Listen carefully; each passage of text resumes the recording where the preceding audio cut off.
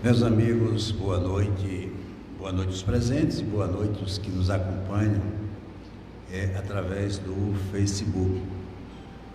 Estamos começando o ano e com muito otimismo, com muita vontade, retomando as nossas funções, os nossos trabalhos, agradecendo como sempre fazemos a Deus, ao nosso guia, ao nosso modelo Jesus, aos espíritos amigos que sempre têm nos inspirado e nos ajudado nessa tão laboriosa e difícil tarefa que é manter,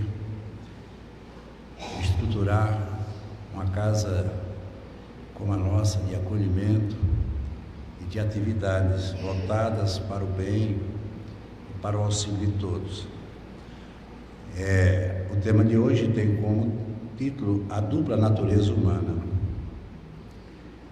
Numa ilha em que moravam todos os sentimentos, veio a notícia que seria ela totalmente inundada. E o amor, como sempre o amor, se encarregou de pedir a todos que evacuassem a ilha. E saiu de porta em porta, avisando a cada um sobre a inundação. E não se deu conta que a água já tinha tomado totalmente a ilha e que ele estava em situação muito difícil. E quando ele olhou à frente, passava um barco, que era o barco da riqueza. E ele pediu: riqueza, me leve com você. E a riqueza de imediato lhe respondeu: eu não posso. Em meu barco eu tenho todas as minhas fortunas, os meus tesouros, tudo que eu alcancei, tudo que eu conquistei, não existe espaço para você. Me desculpe, amor, mas eu não posso lhe levar. E o amor ficou muito triste e se manteve naquela situação, e logo passou o barco da vaidade. E o amor pediu: vaidade, me leve com você. E a vaidade disse: eu não posso.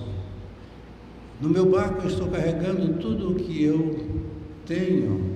Está tão limpinho, tão bem cuidado. Você está tão sujo, molhado. Com certeza vai sujar o meu barco. Infelizmente, amor, eu não posso lhe levar. E o amor permaneceu ali, em seu momento de angústia, de incerteza, e de repente passou o barco da tristeza. E ele gritou: tristeza, me leve com você. E a tristeza disse: eu estou tão triste que eu gostaria de ficar só.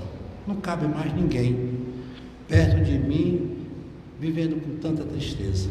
E seguiu em frente. O barco da alegria nem ouviu o chamado do amor, porque a alegria não ouve nada. A alegria só faz barulho e se exalta. E quando o amor se viu totalmente perdido, já sem nenhuma esperança, um pequeno barco encostou e levou o amor. Mas ele estava tão combalido, tão triste, que ele não se deu conta, e logo veio acordar no alto de uma montanha, a salvo. E aí ele perguntou à sabedoria: sabedoria, quem foi que me trouxe? E a sabedoria perguntou ao amor: e você não sabe? Ele disse: não, o que lhe trouxe foi o tempo. Só o tempo é capaz de salvar e entender o amor. E assim é a vida de todos nós. Por isso que esse tema de hoje nós vamos dar uma ênfase exatamente a esse amor. Não o amor que nós entendemos como sendo ou como seja o amor, mas um amor da própria essência da natureza do ser. Porque essa dupla natureza nossa é o que define toda a realidade da vida que nós temos e somos. Nós temos uma natureza material e nós temos uma natureza espiritual. Precisamos de todas as duas, porque elas estão correlacionadas, formando o nosso eu, o nosso todo. A nossa natureza material, que é essa que nós estamos vivendo como experiência presente, mantidos e presos a um corpo físico, obedecendo às leis deste planeta, deste mundo em que estamos vivendo, e temporariamente vamos cumprindo com a nossa missão. desenvolvendo uma coisa que é muito complexa, que é a nossa personalidade, o nosso persona. O que é o persona? O persona é aquilo que eu aparento ser e não sou. Por isso que há uma dificuldade muito grande da gente conhecer as pessoas. Nós não conhecemos muito mal o nosso persona, imagina o outro. E a convivência humana fica muito difícil, principalmente nas relações mais estreitas, até mesmo nas estruturas familiares, porque elas são compostas e formadas por seres estruturais. Um corpo que possui uma carga genética, que é esse que nós possuímos, um condomínio de trilhões de células que se manifestam trabalhando continuadamente para nos manter ativos, com essa vitalidade que forma e estrutura o nosso corpo físico. Então, esse nosso lado material, ele é de fundamental importância.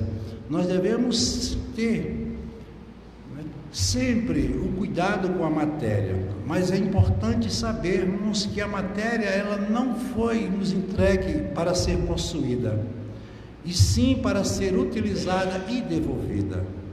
Quando nós formos daqui embora, não vamos levar nada em termos de valores ou conquistas materiais. Ela sim vai deixar em cada um de nós a lição que foi preciso ser aprendida na convivência ou até mesmo no uso intermediário que nós tivemos com a matéria. Mas a parte fundamental dessa nossa dupla natureza é o nosso lado espiritual. Nós não temos um espírito, como muitas vezes afirmamos. Nós somos um espírito vivendo temporariamente, como eu disse, dentro de uma estrutura orgânica que é o corpo que morre. É o único que morre, é o corpo físico. A alma, ela não morre. Então, nós vamos entender tudo que nós vamos desenvolver dentro desse nosso estudo, se baseando exatamente dentro dessa realidade, dessa dupla natureza nossa, né? Por ser de natureza mais profunda, essa nossa essência, que é o nosso lado espiritual, lá onde estão todos os nossos arquivos de experiências vividas, tanto neste mundo como em mundos outros ou em experiências outras. Tudo que nós construímos pela força do pensamento está guardado dentro desse arquivo que, como nós vamos ver. Então, jamais nós devemos deixar de valorizar tudo que nós temos como conquistas alcançadas. Conquista alcançada. O espírito evolui através da ação constante nos dois mundos, tanto o mundo material como o mundo espiritual. Aqui ele faz uma distinção, mas esses mundos eles são correlatos. A gente não sabe aonde é que termina a matéria e começa a energia, como nós não sabemos quando terminamos o cérebro, começamos a mente, quando terminamos o nosso corpo material e começamos ou iniciamos o nosso corpo espiritual, porque não há uma linha divisória que nos dê a certeza disso. Isso se dá por ciclos, por experiências, por momentos. Tem momentos que nós somos tão materialistas, tem momentos que nós somos tão espiritualistas. Isso depende da força mental que cada um possui, né? Então, utilizando sua bagagem do passado, interagindo com o meio presente e recebendo a aspiração superior que pode perceber devido ao germe da perfeição que possui em si mesmo, construindo assim o seu próprio futuro. Nós vamos falar aqui exatamente disso, mas ele usa uma expressão que eu destaco aqui, o germe da perfeição. Nós somos seres perfeitos? Somos, porque fomos criados por um ser perfeito. E por que é que nós temos tantas imperfeições? Porque no aprendizado que nós desenvolvemos, ainda pelo mundo que nós vivemos, por ser um mundo de provas, um mundo de reparação, de expiação, Nós, como aprendizes, ainda não atingimos esse germe da perfeição. Ele é intrínseco, ele está dentro de nós. Porque eu sempre digo, se você quer encontrar Deus, não procure ele em nenhum outro lugar, a não ser dentro de você. Nós somos uma manifestação de Deus, baseado em todos os seus princípios, agora retido por limites que nós mesmos construímos pelas nossas imaturidades, pela nossa ignorância. Consequentemente, somos aprendizes numa escola que todos os dias nos provoca, nos estimula ao aprendizado. Quando a gente chama, ou muitas vezes imagina que seja um sofrimento, é exatamente uma metodologia que nós criamos para aprender. É aquele aluno que não estuda e nas provas encontra uma dificuldade enorme para concluir aquela avaliação. A vida ela é avaliativa, nós somos avaliados a cada instante, a cada segundo. E quem é que nos avalia? Deus? As nossas crenças? As nossas tendências? Não, quem nos avalia é o tribunal da própria consciência, porque o germe está lá, a perfeição está cobrando de nós atitudes perfeitas. Essa luta que nós temos não é tão fora de nós como nós imaginamos. A maior luta que se trava, por isso que Jesus disse: eu não vim trazer a paz, eu vim trazer a espada. Exatamente, eu vim trazer um estímulo para você lutar dentro de você e evitar ou dominar as suas más inclinações. Quantos sentimentos nós precisamos muitas vezes reter? Um ódio, uma raiva, e a gente muitas vezes se segura para não expressar. Isso tudo provoca uma intoxicação mental grave muitas vezes, que é exatamente a promovedora, como nós vamos ver, das tão faladas distonias mentais, que está tomando conta da humanidade, porque nós não sabemos, não estamos sabendo lidar e não estamos estimulando esse germe da perfeição que existe dentro de nós. E eu peguei do livro A Memória e o Tempo, uma obra fantástica, escrita por Hermínio Corrêa de Miranda, que diz: o tempo é a realidade que transcende a nossa limitação, as nossas limitações espaciais. Nós falamos agora do tempo e verificamos o que significa o tempo. Eu costumo sempre usar uma expressão indiana que diz: o tempo não se mede, o tempo se vive. A cronologia do tempo é uma ideia que nós temos pela experiência que nós estamos vivendo. Como é que eu posso falar de tempo para um espírito que para ele tempo não existe por ele ser eterno?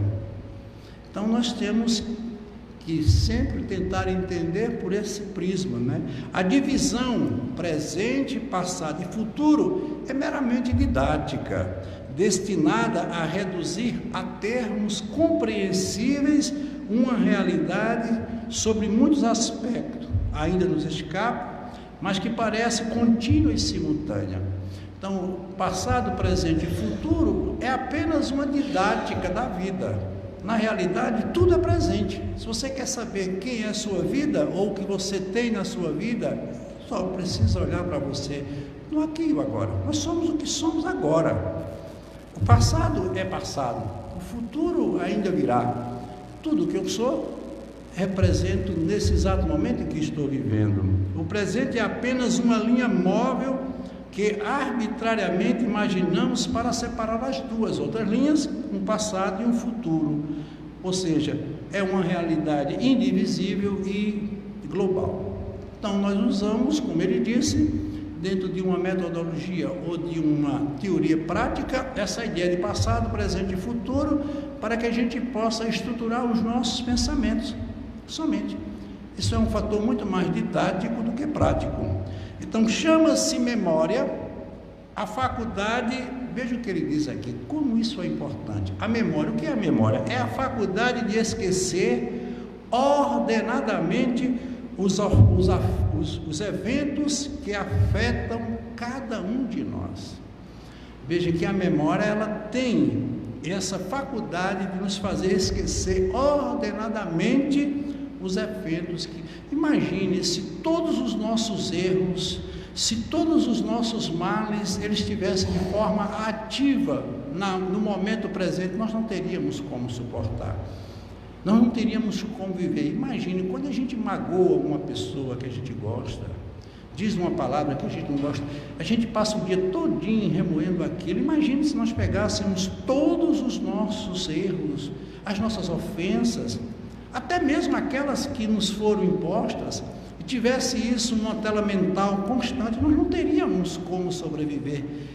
Já temos preocupações demais, porque o próprio nome está dizendo.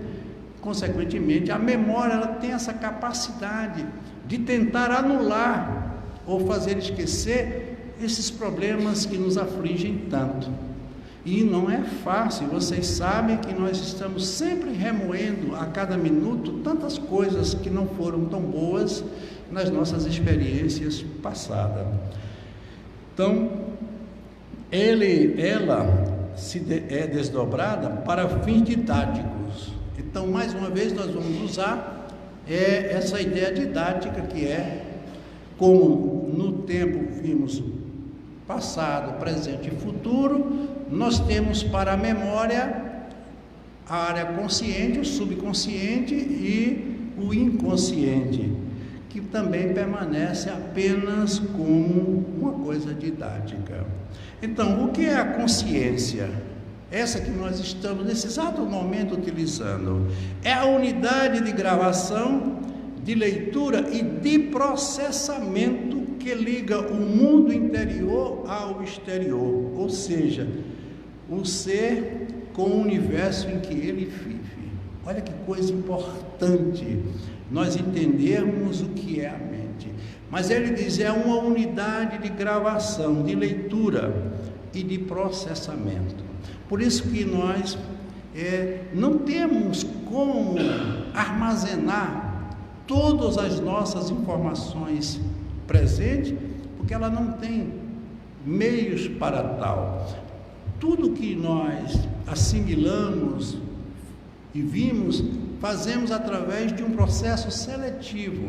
Se você vai para um determinado lugar, você vai ter uma série de informações, mas a mente, ela vai fazer, aliás, a sua capacidade sensitiva vai fazer uma leitura de tudo aquilo que você viu e você vai ordenar como pensamento, levando para a sua mente aquilo que você considera de maior importância. E, consequentemente, todas as outras informações, elas vão ficar retidas numa área que nós vamos ver. Porque senão nós não teríamos como manter toda a nossa capacidade de pensar.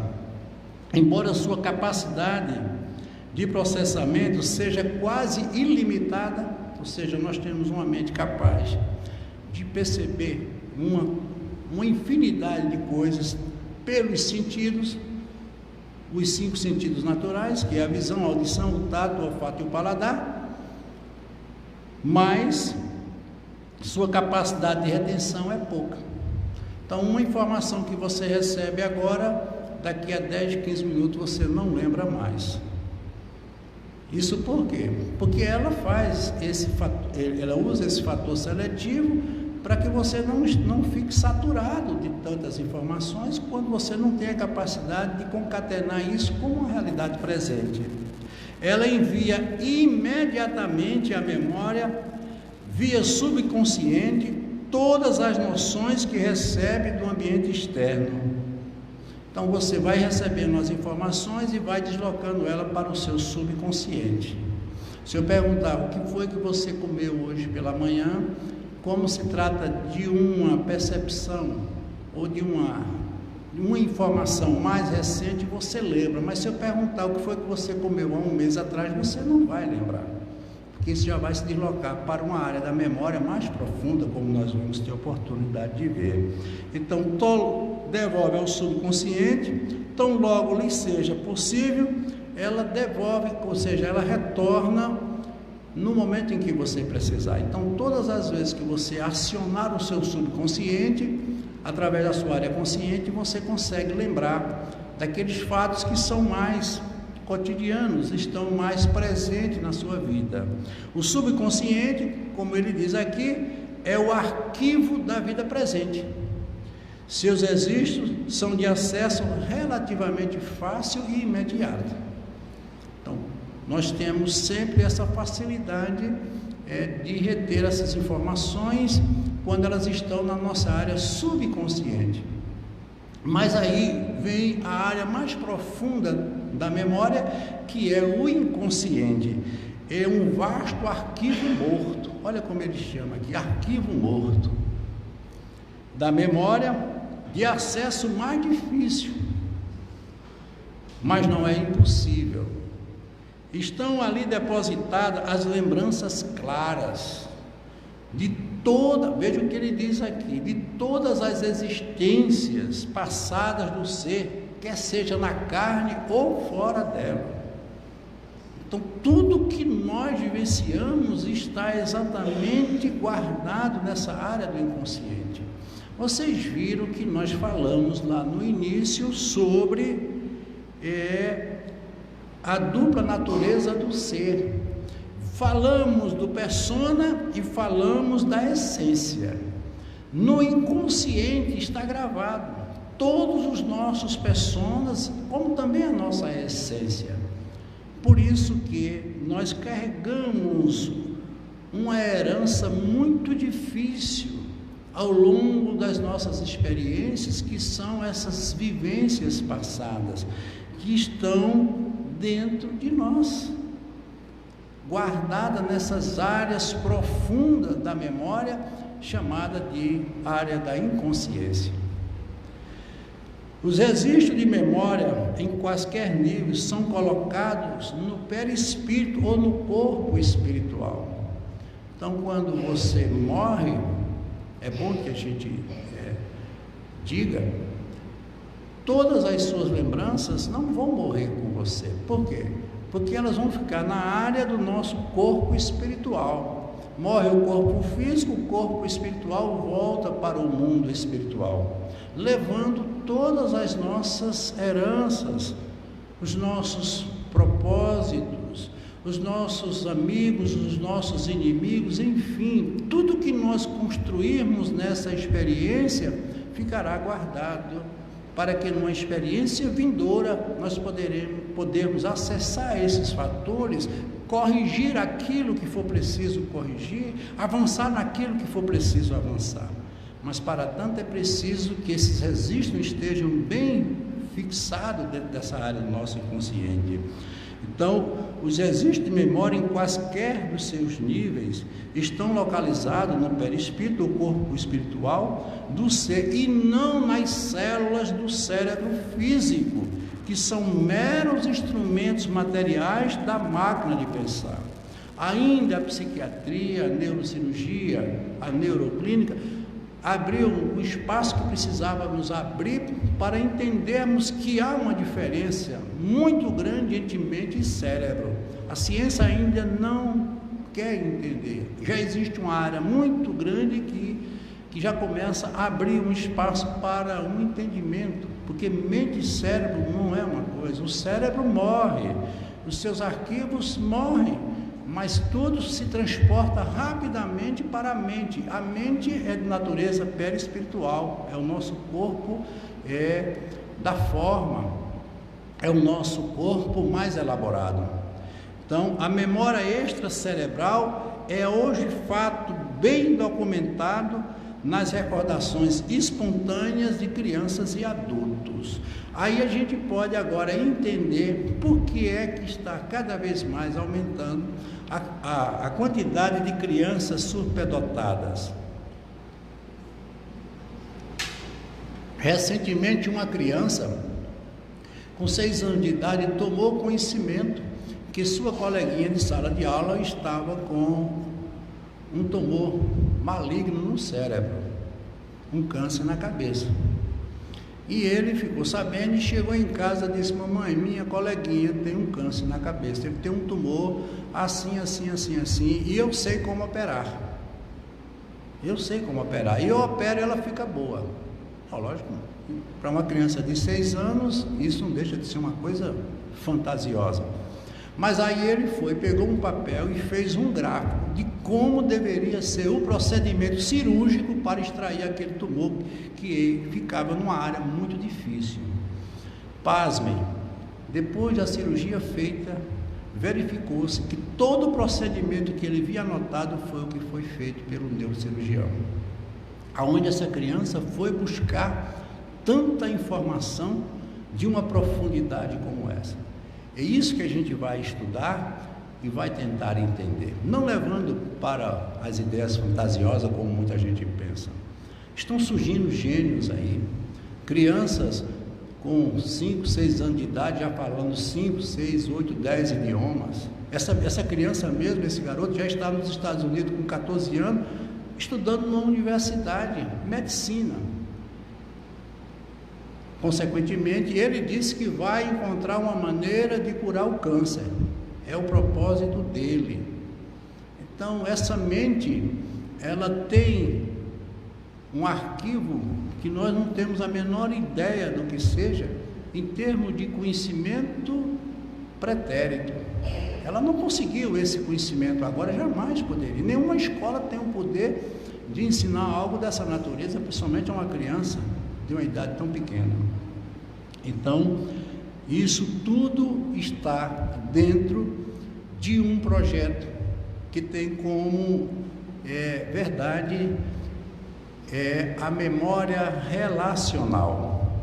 E aí a gente vai falar exatamente sobre isso com relação a essa dupla identidade. Por que é que nós temos determinadas tendências mais para uma coisa do que para a outra? Que são as vocações. E a gente sabe que isso faz parte da vida de todos nós. Então, tudo surgiu quando um psiquiatra estudioso, ele foi com sua namorada num asilo em que ela teria que visitar uma parente. E ela entrou para visitar o parente e ele ficou sentado no saguão. Observou que existia uma mulher muito bem vestida, sentada numa cadeira e o olhar perdido numa janela, indiferente a tudo ali. E de repente uma jovem que ali se encontrava entrou em trabalho de parto e começou com aquele processo. Essa mulher se levantou, foi lá, atendeu aquela jovem, fez todos os procedimentos iniciais até chegar aos paramédicos. E de repente ela voltou, sentou na sua cadeira e permaneceu do mesmo jeito. Ele se levantou e foi lá cumprimentá-la, por ele mesmo, pelo fato dele ser médico e não ter feito, porque não era a especialidade dele. E aí a enfermeira disse: não adianta, ela é portadora de Alzheimer de último grau, ela não tem contato com nada, tudo que você falar ela não lembra de nada. Não, mas não pode. Essa mulher acabou de fazer um procedimento que só um profissional poderia ter feito. Como é que pode? Então, todos nós sabemos que o Alzheimer é exatamente a destruição do tecido da área cerebral que fica no hipocampo. Essa destruição, ela é de processo degenerativo.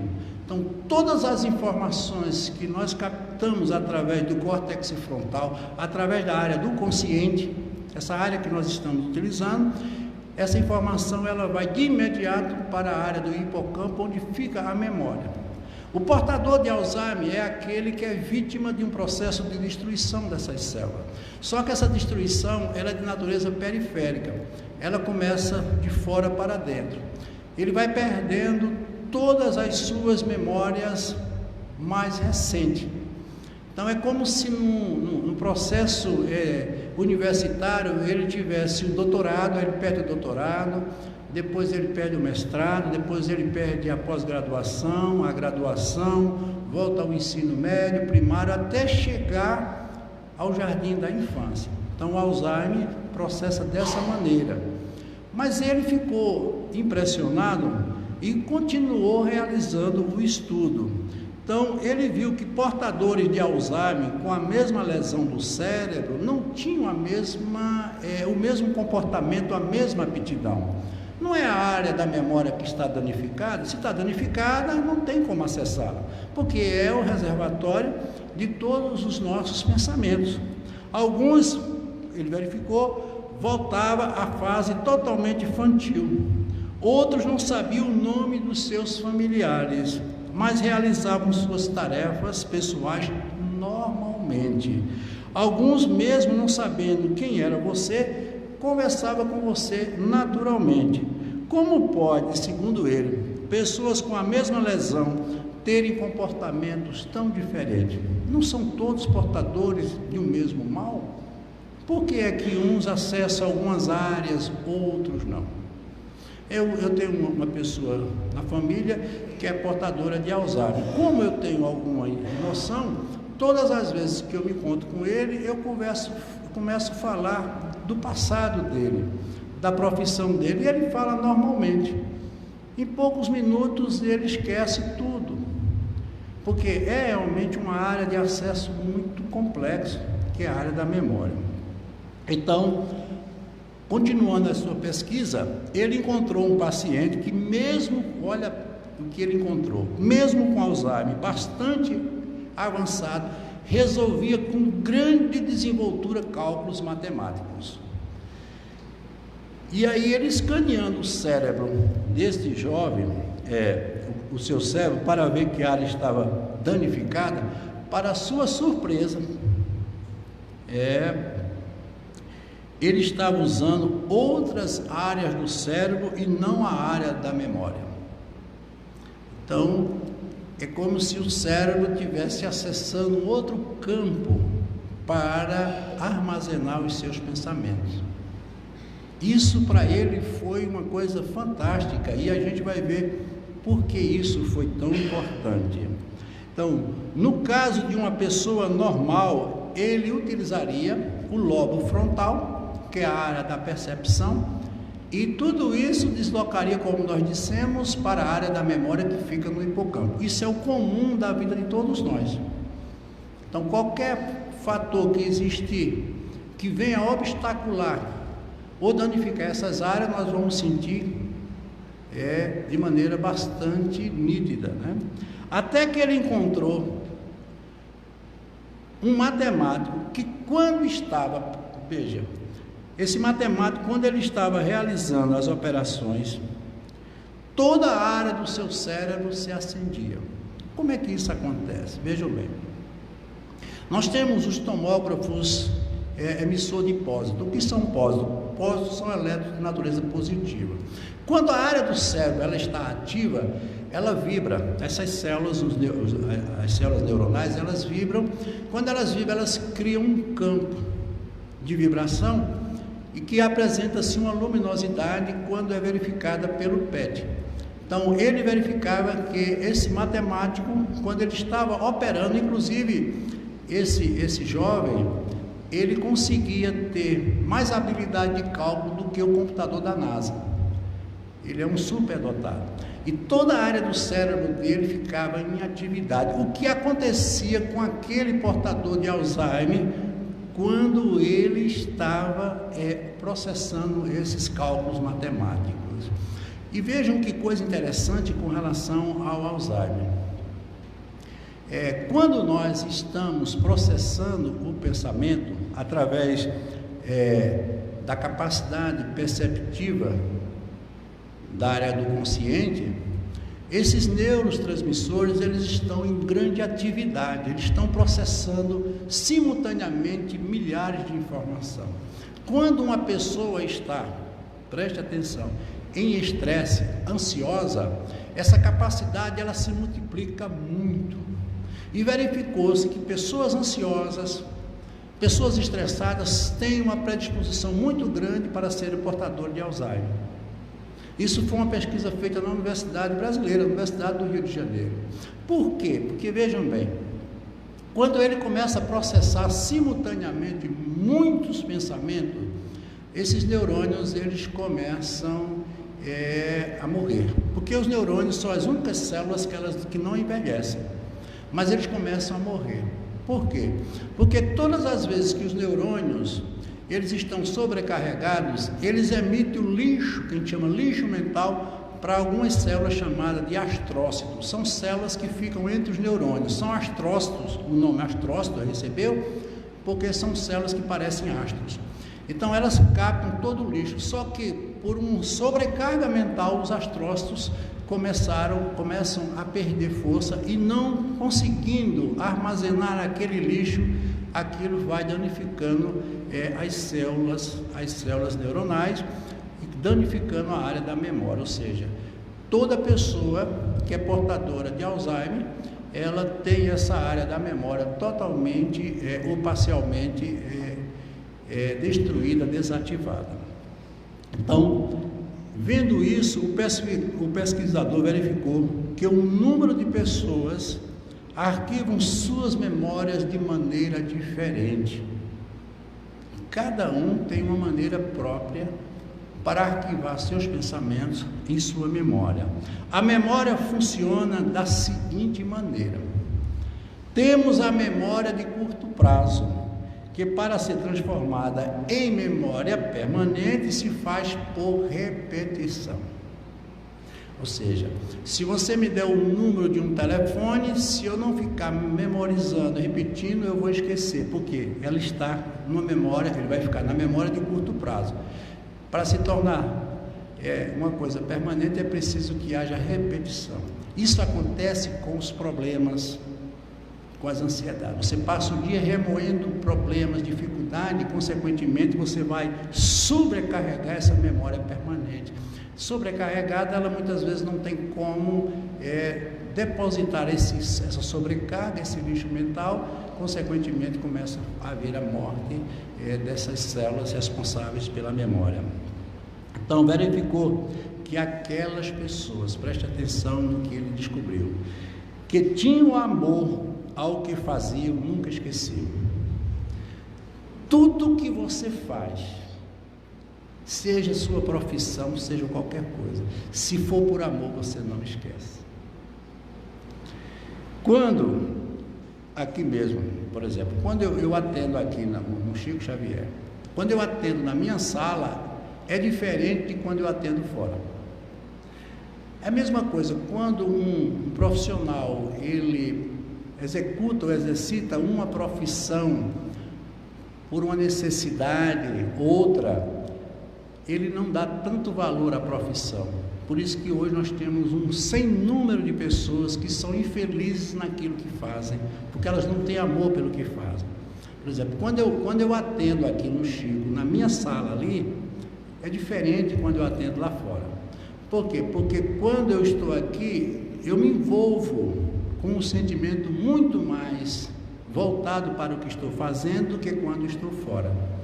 Isso é muito importante para esse nosso pensamento. Pessoas assim, como ele disse, ao invés de enviar seu conhecimento para a área da memória, elas entregam esse conhecimento como um todo. Por isso que ele utilizava toda a área do cérebro. Você já ouviu aquela expressão de corpo e alma? Quando você faz uma coisa se entregando por inteiro, essa coisa não vai ficar apenas na área da memória, ela vai tomar todo o corpo, tudo que é você. Por isso nós vamos entender, essas pessoas não pensam no que são, elas simplesmente são. Então, aquela criança que nós falávamos, porque você pode dizer, essa criança trouxe essa informação, esse conhecimento de vida passada. Claro que ele trouxe, ele não teve como adquirir isso. Então podemos dizer, porque ele estudou medicina, ele foi médico em vida passada. Isso seria muito fácil da gente entender. Então, acontece demais. Só que ele não foi um simples médico na vida passada. Ele amava a profissão. E quando o cérebro dele, na experiência passada, morreu, a sua memória morreu. Mas o amor que ele tinha por aquilo que conhecia permanece. Porque a memória morre com o cérebro, mas o sentimento permanece na alma. Então ele sentia, ele tinha amor àquilo. Por isso que muitas pessoas têm determinadas vocações, determinadas aptidões, sofrem tudo, como nós vamos ver. Grandes homens da história, esses grandes mitos da história, eles tinham amor ao que faziam. Vejam o quanto eles resistem a tudo. Muitas vezes a adversidade é enorme. Eu estava hoje lendo sobre a história de Zé Arigó, uma coisa triste o que fizeram com aquele médium. Um homem com um trabalho fantástico, prenderam, humilharam, fizeram tudo por ignorância. Mas ele não abriu mão do seu trabalho. Por quê? Porque Zé Arigó, ele amava o que ele fazia e continuou fazendo.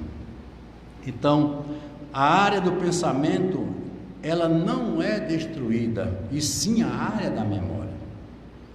Então, algumas pessoas armazenam a memória de maneira diferente. Aí continuando, por isso, se o Alzheimer consumir sua área da memória, elas permanecem lembrando tudo normalmente. Um exemplo que a gente pode citar: quando você olha na parede o seu diploma de formatura, você se lembra dos conteúdos que deram a você esse diploma? Se a gente fosse fazer uma avaliação agora, você teria como fazer? Claro que não. Por quê? Porque isso ficou totalmente localizado na área da memória e na área do inconsciente. Está no arquivo mais profundo e, consequentemente, eu não tenho facilidade, nem tenho como acessar. O que permanece em nossa vida é o nosso eu essencial. Vocês viram lá no começo, nós falamos do persona e da essência.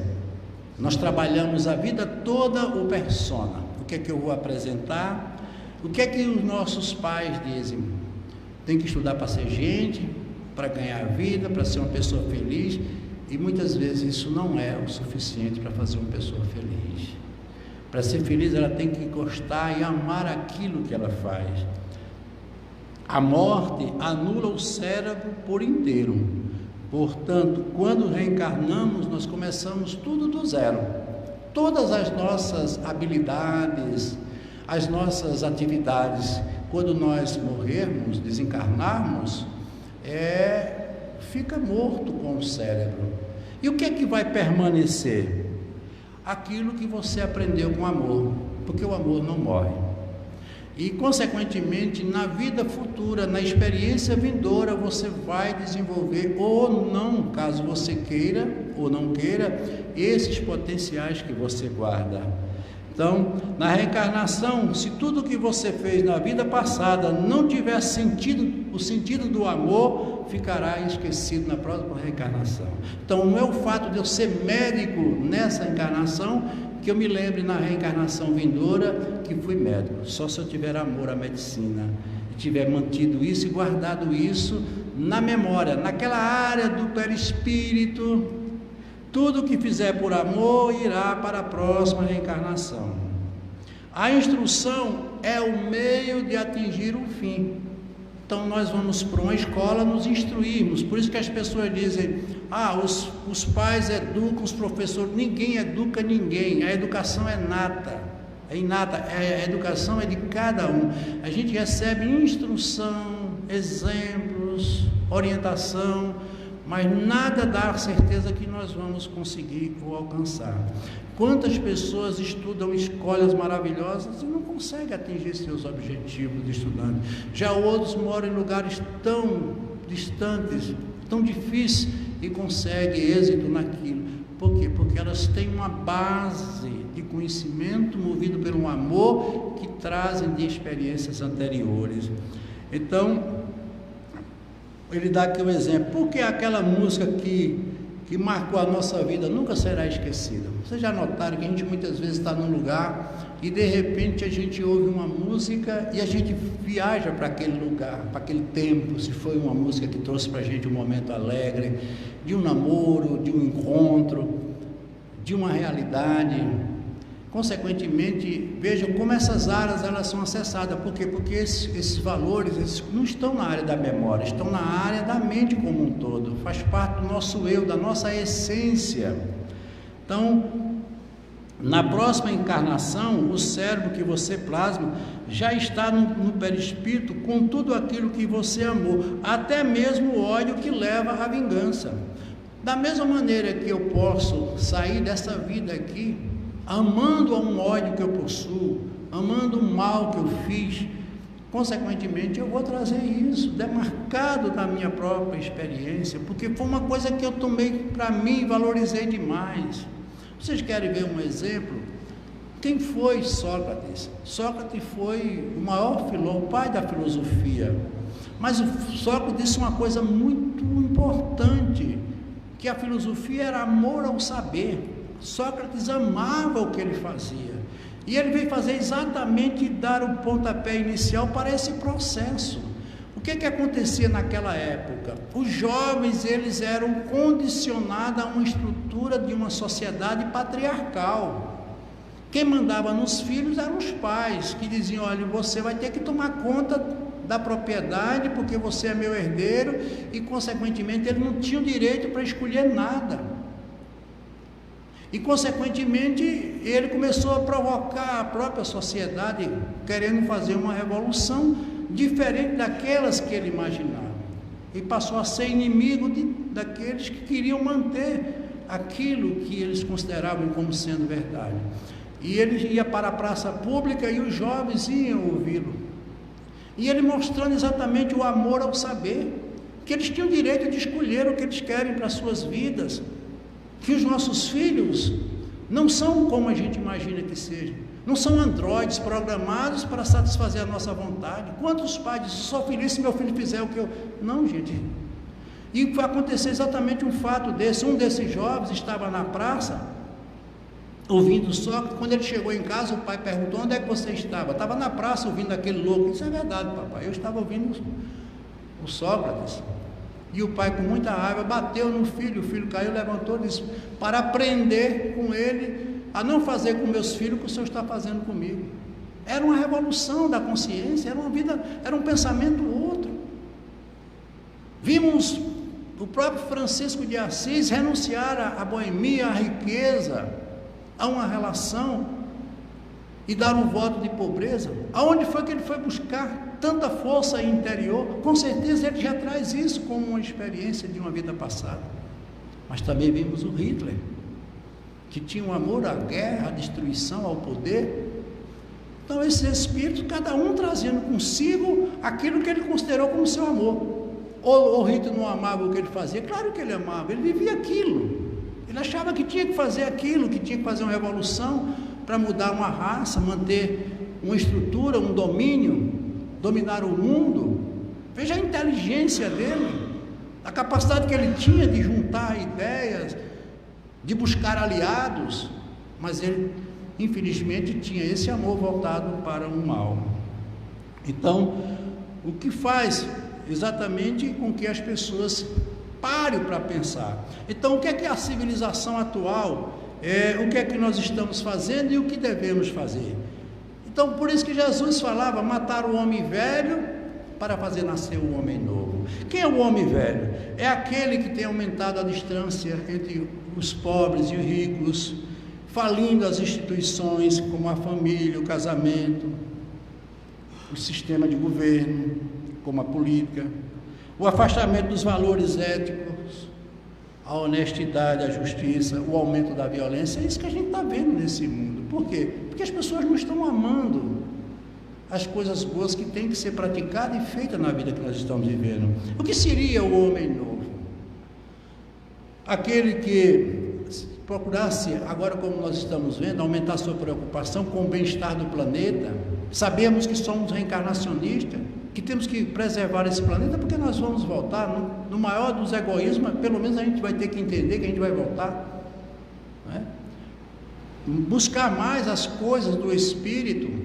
O homem tem cada vez sido mais materialista, maior questionamento existencial. A gente tem que parar para estudar e entender a vida, não se entregar a esses sistemas de crenças que colocaram na nossa mente que devemos ser isso, que devemos fazer aquilo. Ninguém deve nada, você tem que ser feliz fazendo o que você gosta, como você gosta, na hora que você gosta, claro, respeitando os valores e as leis que são inderrogáveis, mas manter sempre esse padrão de vibração voltada para aquilo que a gente faz com amor, valorizar mais a família, né? Então, o homem atual, como ele diz aqui, vive no mal-estar geral, onde há uma grande predominância dos transtornos mentais, como a própria depressão, a angústia, o estresse, a ansiedade, enfim, tudo isso fazendo parte hoje da estrutura normal de cada um de nós. É difícil a gente hoje encontrar uma pessoa que não tenha que tomar um ansiolítico, um antidepressivo, ou buscar até a alternativa das drogas para procurar encontrar o falso, né, a falsa ideia de um bem-estar que não existe, provocado por fatores dessa natureza, né? Os problemas financeiros, porque vivemos num mundo totalmente capitalista, onde os valores estão voltados para isto, a falência dos valores, pai não tem mais nenhuma importância, os pais não estão sendo mais vistos como se deveria ver, a família está se desestruturando, um sai por uma porta, outro sai pela outra, quando a experiência mais importante para a evolução desses fatores é a própria família, a ponto de Chico Xavier nos ter dito: nasceste na família que escolhesse, dentro do processo da tua necessidade, e ocupas o corpo necessário para o teu crescimento interior. Isso tudo está, mas a gente não ouve, a gente não presta atenção. Vamos para as igrejas, para os templos, buscar uma ideia salvacionista, como se fosse balcão de negócios, onde eu dou para receber, ou eu recebo de acordo com o que dou. Isso não existe, gente, né? O aumento do consumo de drogas psicoativas, enfim, tudo isso tem sido motivo, né, de toda essa nossa realidade que estamos hoje tendo que viver. Então nós temos aqui dois fatores muito importantes que foi sempre defendido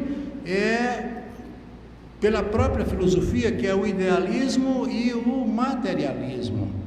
Ao longo de sua existência aqui na nossa realidade, observando atentamente as coisas, as almas deverão se esforçar para recordar com maior precisão a imagem das coisas verdadeiras que existem no mundo das ideias, as coisas verdadeiras.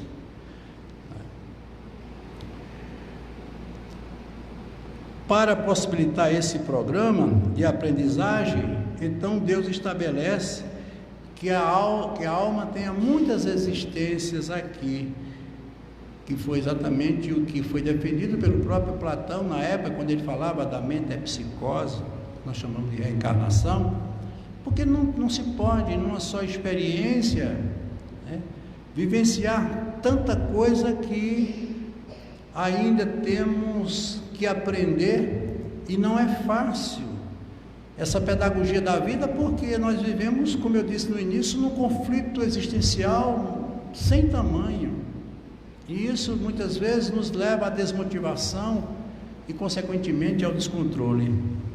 Na década de 1990, segundo ele nos narra aqui, nós não tínhamos como estudar o cérebro sem matar o paciente, e através de métodos não invasivos, hoje nós temos, o cérebro pode ser escaneado, podemos em algum caso ver as áreas que se encontram em atividade. Nós vamos falar agora exatamente, para concluir, da parte também importante. As emoções e os sentimentos são de natureza química, porque quando você observa uma coisa, esse ato de observar é de natureza física. Você está captando a luz e trazendo através do globo ocular, pelo nervo óptico, para uma área do cérebro, como nós sabemos, que é a área da memória, e como vimos, isso tudo é processo químico. Quando você vê um carro vermelho, ele está como exemplo aqui, cheio de adaptações, isso é visto e imaginado através de impulsos elétricos. Eu estou vendo um carro vermelho. Quando você tem a preferência da cor, do modelo e demais detalhes, tudo isso é de natureza química. Por exemplo, eu estou vendo uma pessoa, de imediato a primeira coisa que eu imagino é a sua imagem refletida dentro de uma área que é a área do córtex occipital. Ele vai formar aquela imagem. Quando eu pego aquela imagem, levo para a área do hipotálamo ou do hipocampo, e ali eu vou gerar um sentimento. Se eu tenho raiva dessa pessoa, se eu não tenho, se ela é simpática, se ela é antipática, enfim. Essa leitura é feita através de processos químicos. Então, os estímulos são conduzidos através do cérebro pelas sinapses nervosas. Então, as sinapses, elas são responsáveis apenas por esses impulsos através do sentido. Mas existe atualmente, preste atenção, 72 substâncias chamadas de neurotransmissores. Porém, temos a certeza de 7, mas apenas 3 podem ser tratadas através de medicamentos. Que são elas? A gente tanto ouve falar: noradrenalina, dopamina e serotonina. Então, se a gente fizer uma alusão, né, a um carro, um automóvel, verificamos que a noradrenalina funciona como um acelerador. A supressão da mesma retira de nós o impulso para realizarmos o que estamos pensando, e isso pode causar um tipo de depressão.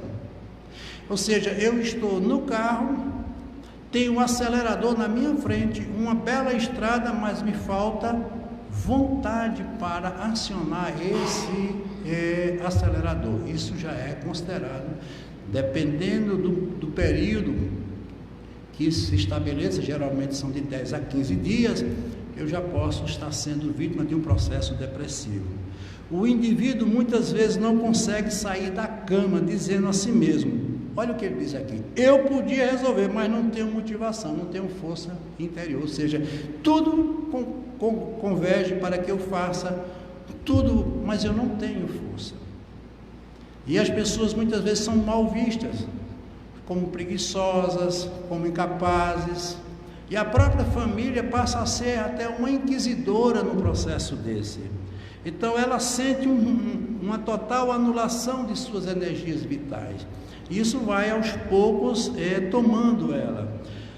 A dopamina, por sua vez, já funciona como um freio. A ausência da dopamina acelera os impulsos, o que faz você não esperar. Eu quero agora, que são as pessoas que apresentam uma certa ansiedade. Isso pode provocar uma ansiedade e tornando você uma pessoa hiperativa. Veja que já é um outro fato. A serotonina, por sua vez, funciona como a embreagem, que quando não está regulada, o carro fica com seu movimento intermitente, alternando entre parar ou seguir em frente, que são os nossos sobressaltos. Isso é muito comum nos casos da bipolaridade, que era naquela época chamada de maníaco depressivo. Ou ele está vivendo uma mania, ou seja, a euforia, porque mania não é repetir coisas não, mania dentro da psiquiatria é euforia, ou ele está eufórico ou ele está deprimido. Veja que situação difícil é esse transtorno, e é tão difícil de ser identificado pelo psiquiatra. A falta de serotonina no ser humano faz com que ele perca a motivação por tudo, porque ele não tem noção de nada. Ele começa uma coisa, não termina, ele não vê graça nas coisas, ele não se consegue manter uma conversa, ele não tem uma relação, porque é como a embreagem, fica sem poder passar as marchas e seguir normalmente em frente. Como eu não estou seguindo em frente, consequentemente eu estou em grande desequilíbrio, em grande transtorno. As coisas perdem o sentido, a vida passa a não ter significado, vem a falta de desejo, a falta de energia e também a falta de vontade. E aí vem uma coisa importante: se você tem a noradrenalina, que como nós vimos é o acelerador, em quantidade normal, e falta a dopamina, que é o freio, começa a surgir os casos de mania, ou seja, a falta de controle dos seus impulsos, podendo muitas vezes transformar o depressivo, como nós vimos, bipolar. Ora você está eufórico, ora você está deprimido. Nesses casos em que você tem a a noradrenalina e falta a dopamina, ocorre outro tipo de depressão, onde é preciso ser ministrado, no caso, um antidepressivo, que são os que mais nós utilizamos, aliás, que os psiquiatras utilizam, que é exatamente específico para aumentar a dopamina. Uma das grandes dificuldades que enfrentamos quando falamos de nossa mente é que, infelizmente, não temos uma imagem da mente, o que acaba causando uma grande confusão na nossa cabeça, pois nós, seres humanos, pensamos através das imagens. Tudo isso está dentro dessa realidade que nós vimos. Para não falarmos de outras distonias mentais, como o TOC, o transtorno obsessivo compulsivo, aqueles processos de manias, que são tão comuns e difíceis de ser, porque esses não têm remédio, só as terapias é que podem resolver. O tratamento espiritual tem uma importância fundamental para todos esses tratamentos, porque você, trabalhando com o magnetismo, você começa a estabelecer sua harmonia interior, e fazendo isso você começa a tomar conta de você. Aí vem exatamente aquilo que a gente falava, o amor próprio. Se você não tiver amor naquilo que você faz, e principalmente no que você é, consequentemente você não vai alcançar nenhum objetivo na vida. Por isso que eu digo, eu fico muitas vezes triste quando eu vejo pessoas mendigando amor. Ninguém me ama. Minha gente, eu não quero ser amado por ninguém, eu quero me amar. Eu não preciso do amor de ninguém, porque o meu amor me basta. Se eu me amar, eu vou ser amado, eu vou entender todos. A gente só dá o que a gente tem. Se você me dar amor, você está me dando uma coisa que é sua. De repente você deixa de dar, eu me sinto carente desse amor, volto novamente aos meus velhos conflitos. Por isso que essas relações são tão difíceis de serem mantidas, porque deixam de ser uma coisa de um amor interior para ser um amor conjugado, um amor dependente. Se transforma muitas vezes na paixão. Por isso que paixão vem de passione, passione significa parcial. Uma coisa parcial é uma coisa que domina. Então, um amor que domina, esse amor não existe. Por isso que, quando nós falamos da profissão, da atividade, tudo que você faz por amor permanece. Leonardo da Vinci não pintou um quadro para vender por milhões de dólares. Beethoven não compôs Sonata ao Luar para ser a música mais aclamada do mundo. O que faltava em Beethoven foi exatamente o que nós estamos aqui falando. Beethoven, ele estava vivendo um dos momentos mais tristes da sua vida. Ele havia perdido a pessoa que mais o ajudava, que era o príncipe Felipe, que era seu amigo, seu conselheiro, e ele morava numa pensão. E naquele dia ele vinha determinado a se suicidar. Ele tinha perdido o sentido da vida, porque ele estava praticamente sem audição. Imagine um homem que tinha o potencial dele. E quando ele foi entrando à noite naquela pensão, uma jovem sentada ao lado perguntou a ele: Ludwig, como é que está a noite? E ele viu uma noite muito bonita e disse: uma noite muito bonita de luar. E ela disse: eu daria tudo para ver essa noite de luar. Ela era cega, e ele parou para ver. Como ele estava sendo egoísta, ele tinha tudo e não estava entendendo nada. Foi quando ele entrou no quarto e compôs Sonata ao Luar, a música que consagrou ele para o resto da vida. Por quê? Porque ele, naquele momento, ele expressou todo o seu amor, e ele compôs com amor. Então tudo o que se faz com amor não tem preço. Por isso que eu digo, vamos pensar um pouco nisso. Sair desse projeto Android, que a gente tem que ser isso, tem que ser aquilo. Não, gente, a gente tem que ser feliz. Ser feliz é você estar contente com o que você é. O homem não se mede pelo que ele carrega nas mãos, mas o que ele traz no coração. A mente é tudo, mas a gente tem que estar sempre com ela iluminada, não presa a uma memória que muitas vezes nos escraviza, nos maltrata. Guardar ressentimentos e mágoa significa valorizar coisas que não têm o menor sentido e o menor valor. Então vamos ver se nesse ano nós vamos começar mudando o nosso pensamento. Vamos procurar ser pessoas mais amadas, mas nos amarmos muito mais. Uma boa noite para todos.